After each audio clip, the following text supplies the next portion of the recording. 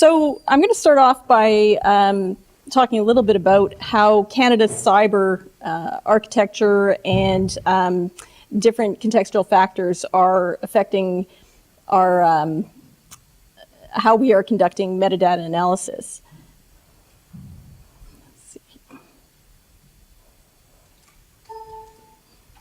Here we go. So this headline came out recently in the Toronto Star with Prime Minister Harper saying that Canada is not collecting metadata. I would argue that, in fact, we are collecting metadata on Canadians, and potentially at a rate and in a way that is more aggressive than most of the Five Eyes.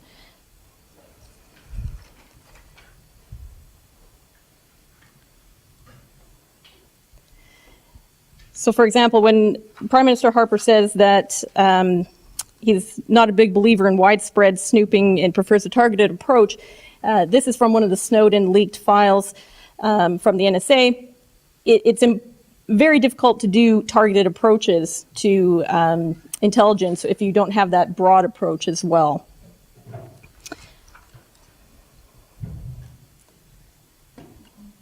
And we can see also from recent reports that our intelligence community is in fact collecting large amounts of data on Canadians. In 2011, we had over 1 million requests in that year for data on Canadians. The government also is working quite hard on social media monitoring, and I'll get onto that a little bit later in the talk as well, but spending a lot of money and a lot of interest in what Canadians are saying online. This is an example, a template of an American program through the NSA, Science of Cybersecurity, and they've developed a number of different lablets, so different cyber hubs based in a number of different US universities. This has been an interesting program. It was formally announced in April of 2014, but has been around for quite some time. What I find interesting, though, is that on the Canadian side, we've taken this very simple model of the NSA working with dedicated university labs to work on encryption and other kinds of cyber problems. It's a very simple, fairly closed, fairly controlled operations. On the Canadian side, what has happened is we've gone from a very simple template, a very simple operation, to something that is incredibly open, incredibly broad, has a number of different motivations attached to it beyond just research in cybersecurity, including economic development, trade, there's some immigration motivations in there, cyber surveillance, and social engineering as well. And it's quite an interesting platform. We do see, instead of the NSA working with the universities, we do see a number of our intelligence and law enforcement organizations working with some 48 different centers across the country through what's called the Networks of Centers of Excellence.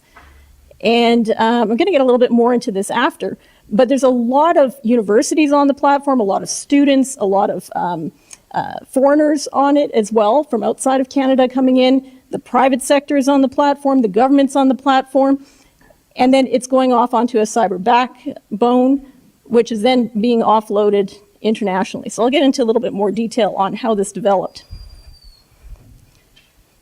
So GRAND is one of the, if you look at this little logo here, GRAND is one of the parts of this networks of centers of excellence that I came across.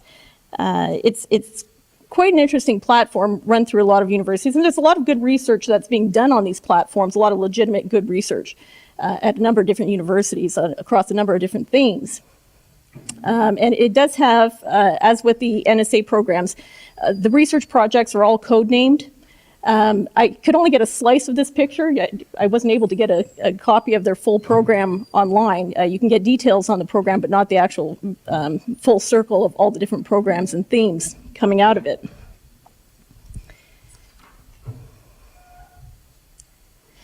If you do break it down, if you go online and put all the pieces together, these are some of the older programs that were funded, all code-named.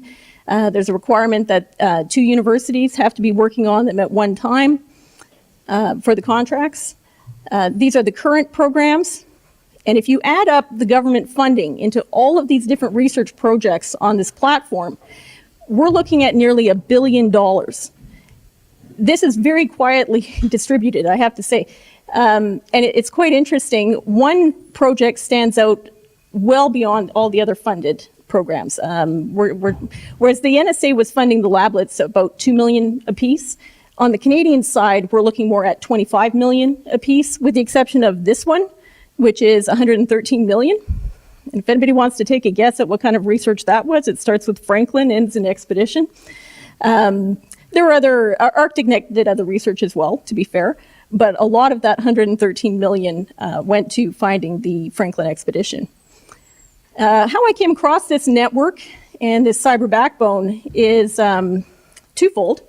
I found out that my personal data had been uploaded into one of these centers, these little lablets, without my permission or knowledge. I found out through it, kind of in a third-party way, that my information had been uploaded. Contacted my lawyer. They can't get it off the platform. It's a one-way collection, which is an interesting problem. So on the Canadian side, what we're looking at is a very broad, very open system that started with a cyber research platform, but is also being used for other research purposes, business purposes. We're seeing a lot of private companies loading onto this platform to use the server space. So it's quite a different type of research project than what we're actually seeing in the original US version.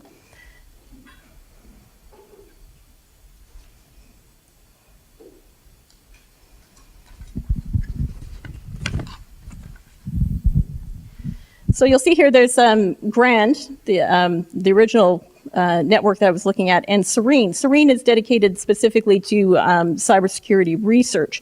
They've recently, and you can see this is most likely a metadata project. It is in the light of the Lablet Cyber Hub versions that we saw in the US. These groups are now working together, and so the information is actually crossing between projects on this platform as well. What's interesting, though, is if you go back and if you actually look at what some of these programs are, Naval and YOW, what's interesting is that, and in government documents you can corroborate this, the government had actually done a research project on the researchers themselves. And I've seen a copy of some of their contracts, and I don't believe many of the researchers even knew they were being studied, which is against academic rules, as I understand. They were actually trying to, the government project was attempting to do some research on could the government build an agile network using professors. And so they gave them a lot of grant money, and then they tracked them to see, were they going to the conferences? Were they communicating with each other by email? Were they meeting in person after the conferences? Were they working on projects together after this? And so every time they showed up for a conference, they would track their registrations, track their communications. And I don't believe that many of the researchers even knew within this network that they were being studied. Now, what's interesting is the quote from the final project, the final paper. Researchers turned out to be interesting because, like ball players, we have very good metrics on them. Like I said, I don't think the academics knew they were being studied, and we can see that from some of their comments. What's also interesting is I have an original copy of the original report, which wasn't that favorable. Academics aren't really the most agile of community. They're very focused on their research. Their research interests are limited. They're not going to be networking that much. So there were some problems with it. The final report was a little more generous in terms of the results. But I found this quite interesting. This is another example of how the network was actually doing things in addition to the original US template of research on cybersecurity. This is the second time that I came across this network, or rather it came across me. I received a phone call about 1.5 to 2 years ago from a professor at a university in Ottawa who said, I see you do a lot of work on cyber. Could we meet for lunch? So I looked him up, and he was a legitimate professor, had a legitimate interest in cyber, met with him at the university, and found out that he was part of this platform. And it's very open. They have, again, businesses, academics, the government's on the platform, Communication Security Establishment, CSE, is using the platform. And I asked him, how did you find me? He said, well, it was easy. We tracked your email traffic found out you were working on cyber, tracked it to your IP, found your address, got your phone number, and called you. I said, well, you do know that's illegal, right? And he said, well, we can do it. Now, that's not to say CSE was behind that. They're on the platform, but this was an individual academic who was in charge of the security and control of the platform who did not do that, who actually used it in a way that was not legal to contact me. What's also interesting is Digital Canada 150. I don't know if many of you have heard of this. It's the Canadian strategy that's been put out fairly recently. The objective is to have Canadians do everything possible online by 2017, which is the 150th anniversary of Canada.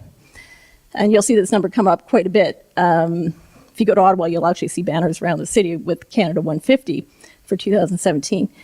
What's interesting is that a lot of the data that Canadians use, real estate information, medical records, insurance information, is being uploaded onto this platform by private companies who are using the servers and the computing power, and even interns through MyTax to do research on this platform.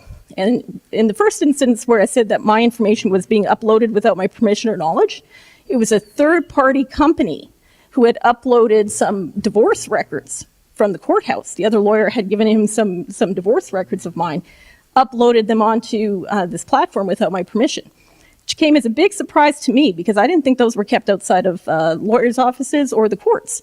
But he can't get them off now. And MyTax is also part of the platform. It's government funded.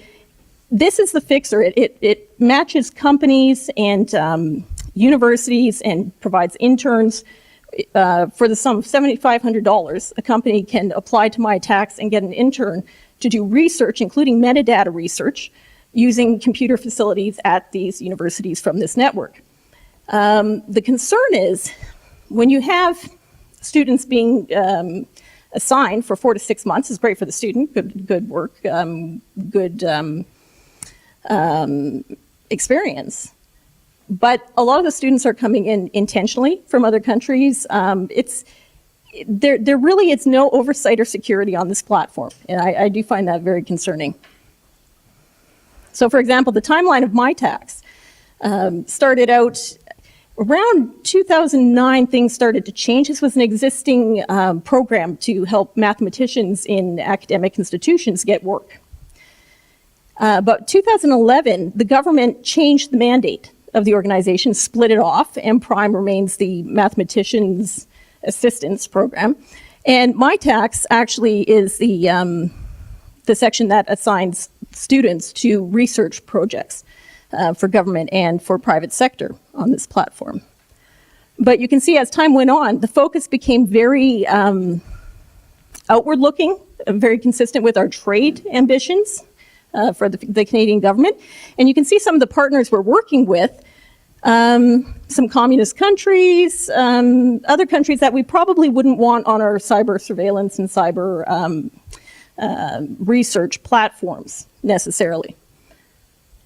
So the backbone of this, so connecting all these universities and projects and the research, is the Canary backbone. Again, Canary is a fiber optic network, very, very good, very fast, very successful, has been around for quite some time. But with this new platform, the government loaded information onto the Canary platform as well. And it's heavily used by many, many users. And the information goes off to Europe, including the UK, the US, and also to Southeast Asia, including Australia and New Zealand, which you'll notice are the Five Eyes. So there's some concern there. And this is what it comes down to for Canadians. And that's the funny side of it. What became very problematic, though, was when some information from CAMH, a mental health and addiction hospital in Toronto, that data, anybody who had called in a suicide attempt or there was a suicide issue, their information was sent over to border services in the US. And Ann Kavukian, who is the privacy commissioner, tried to get to the bottom of it. And they found perhaps it was going into law enforcement systems, onto the CPIC system, and into the US. But what I find a bit troubling is that CAMH had partnered with Mars, which is part of this platform. And I wonder if the health research data that had been uploaded onto the platform escaped off the back end, as we know other information on this platform is escaping off the back end into other countries. And we simply don't know, because there really isn't much oversight at all. And this platform, the Canary fiber optic platform that links all of this together, was actually designed to share as much information as quickly and openly as possible, which again makes me very nervous when the Canadian government, our intel agencies, are actually trying to conduct cyber research on this very same platform. It seems a bit of an odd choice. Now, just to take this back into a bit broader context as well, the Canadian cyber architecture has changed significantly since about 2009 as well. What has happened is shared services has come into place. So consolidating all of our government platforms for cyber, and with the email transformation initiative, all government communications are funneling up in one direction, and that's being held in Ottawa. With the CRTC and the CASL legislation, the anti-spam legislation, CRTC has just purchased millions of dollars of servers. They've got their own lablet, as if you will, their own metadata storage facility that's just been stood up just across the river in Gatineau. And they are collecting, through CASL, this new law, information on not-for-profits, individuals, and the private sector. Now, it's interesting to note that MIT in the US considers these legitimate users of the internet, and they should not be caught up in anti-spam legislation. In Canada, CASL is the most aggressive legislation on the planet for anti-spam, and is including all of these legitimate users. And I'll get onto that in a minute. But the third funneling, all since 2009, is with Project Canary, this platform that I've been describing to you. And that's involving the academic and business sectors. So when you look at these three new funnels for information up to Ottawa, you now have basically everything Canadians do in every sector, funneling all those communications up to Ottawa. And that's a big change for us. Now, it's also interesting to note that Bell controls the shared services contracts and data. Bell also controls the CRTC and CASL collected data. And Oracle controls the third. And I'll get on to why that's important in a moment. But first, what's important is that we have a super concentration of Canadian data and metadata that's being funneled upwards. But the platform that it's being loaded onto is incredibly open. It's open to students, foreign researchers, private sector, government, businesses, everybody's on this platform. And that, to me, is high risk.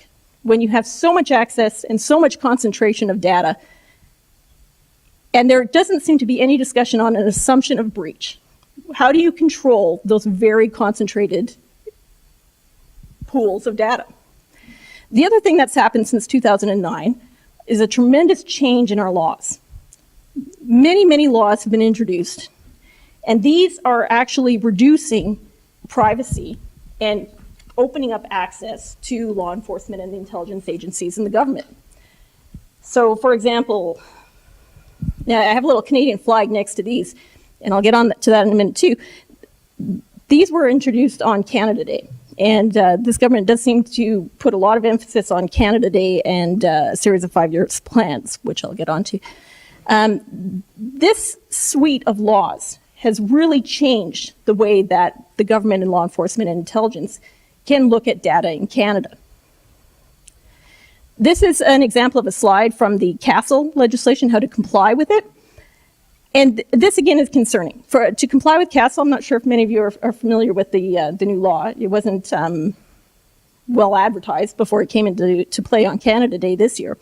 But essentially, the CRTC can now knock on your door without a warrant and demand your phone, your computer, access to all of your communications, text, email, whatever they want. And it can be based merely on a complaint from an anonymous person on a tip line. And to comply with the law, and the fines are $1 million per person per email recipient. So if you sent out to a list of 50 people, we're talking $50 million fine, and that's not through the courts, that's directly from CRTC. $10 million per email if you're a business. So to comply with it, you need to, when they come to your door, you need to explain to them, these are all my contacts, this is when I got express consent to contact them, and you're basically mapping out all of your relationships, and you must prove that to CRTC on the spot. The Americans are having a fit about this law. I think Canadians aren't quite aware of the implications of this yet, but this is a real problem. This is another slide from the CRTC deck on how you can comply with CASL. Here's how you can show you have a relationship with somebody. You're exempt if it's a grandparent or a grandchild relationship, spouse, a very immediate family. But if your brother-in-law doesn't like you, they can put in a complaint against you because that's not considered close enough. Here you have to prove your relationships and prove your interests, experiences, opinions that are similar to people. I mean, this is incredibly invasive, and I can't see how this is considered normal practice.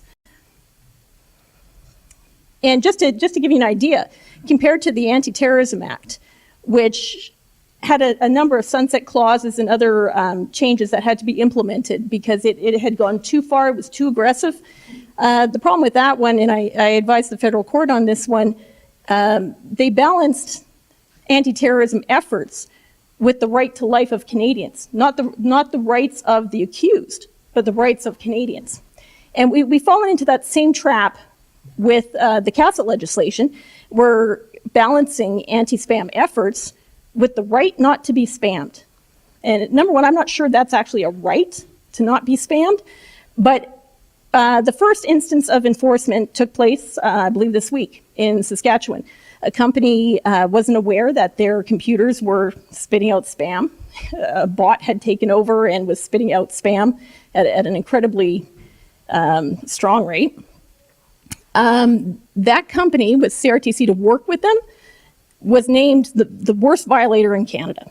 Their brand took a hit in a way they should never have taken a hit. So we have some real problems that I do feel for that company right now. So if you look at the chronology of what has happened since 2009 to 2014, and you put it all together, we had a change in security policy for the government, which arguably increased the role of CSE.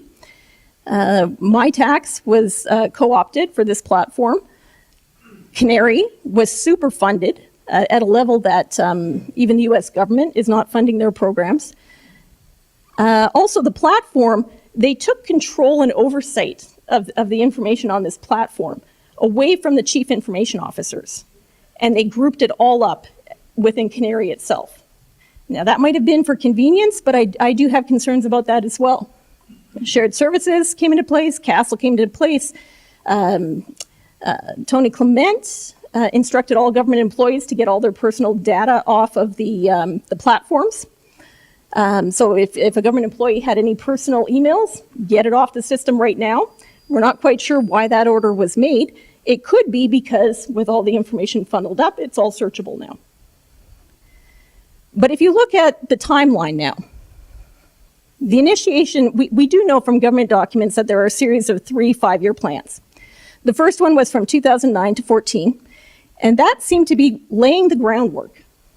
As you can see all these changes between 2009 and 2014. 2014 to 19 is the second of 3 5-year plans. That would seem to be the operationalization phase. I can't find anything on what the third 5-year plan is at all. And of course, there's the 2017 150th anniversary of Canada date, which figures prominently in the cases. So with all of this, my concern is we've gone incredibly broad, incredibly open with Canadian data, often without even their knowledge of it.